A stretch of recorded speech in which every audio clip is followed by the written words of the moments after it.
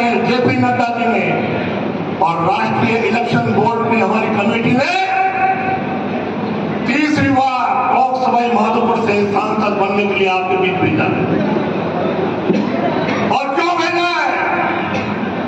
इसलिए भेजा है कि उनको पूरा भरोसा है जो लक्ष्य भारतीय जनता पार्टी के कार्यकर्ताओं को दिया, जो 400 पार का नारा दिया है, वो बहुत सोच समझ कर दिया है।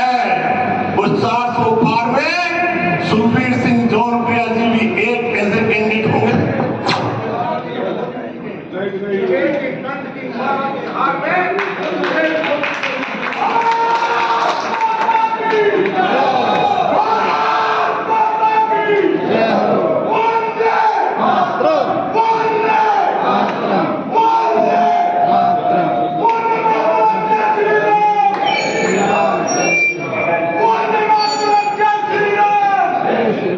मैं भी उसी गांव में रहता हूँ।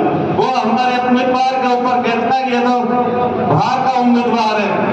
मैं ये कहना चाहूंगा, ईमानदारी से उससे पूछो वो वनवास में कब का रात में सोया है। वो भी हमारे लिए बाहर का ही है। वनवास में केवल मैं ही रहता हूँ एक ही। और उनके बारे में एक बात और आपका ध्यान आकर्षण करना चाहूंगा। 2014 में लोकसभा चुनाव हुए थे। दौसा से हरीश मीणा भारतीय जनता पार्टी का उम्मीदवार है। हाँ, मैं ये कहना चाहूंगा कि जनता 5 साल के लिए जनप्रतिनिधि को चुनती है।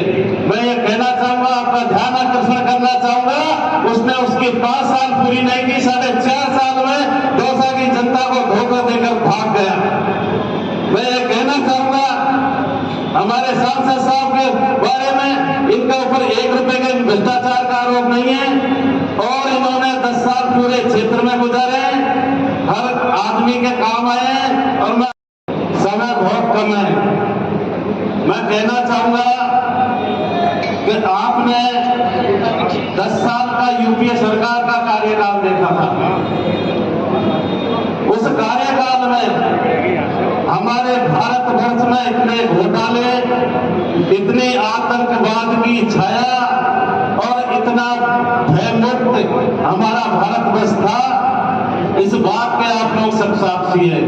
मैं ये कहना चाहूंगा, हमारी 10 साल की सरकार माननीय नरेंद्र मोदी जी के द्वारा हमारे नेतृत्व इस 10 साल के अंदर पूरे भारतवर्ष में हमारे सांसद से लेकर मंत्री से लेकर एक भी एमएलए एमपी तक 1 रुपए का भी भ्रष्टाचार का आरोप नहीं है। और मैं ये कहना चाहूंगा, इस 10 साल के अंदर इतनी जन कल्याणकारी योजना हमारे देश में लागू हुई है और इतनी भारी समस्या, बहुत विकट समस्या धारा 370 उसका खात्मा हमारी नरेंद्र मोदी जी की सरकार ने किया है। राम मंदिर का निर्माण हमारी सरकार ने किया है। मैं कहना चाहूंगा आप लोगों से, और आज मैं कह सकता हूं, जिस हिसाब से पूरे विश्व की रेटिंग हुई, देश के प्रधानमंत्री 76% 1 नंबर पर आए कि इनसे लोकप्रिय और कोई नेता नहीं है। उससे पता लगा है कि आज स्वरूप भगवान का है, क्योंकि पूरे विश्व के अंदर में 1 नंबर पर आना तो भगवान स्वरूप हो जाता है। ये साक्षात आप सबके सामने है। मैं साथियों आप सब कहना चाहता हूं कि हम सबका सौभाग्य है कि उनके नेतृत्व में काम करने का मौका मिल रहा है। जैसे राम की फौज पूरी मानव सेना रखती थी, हम सब उनके लिए काम कर रहे हैं, ये हम सबका सौभाग्य है।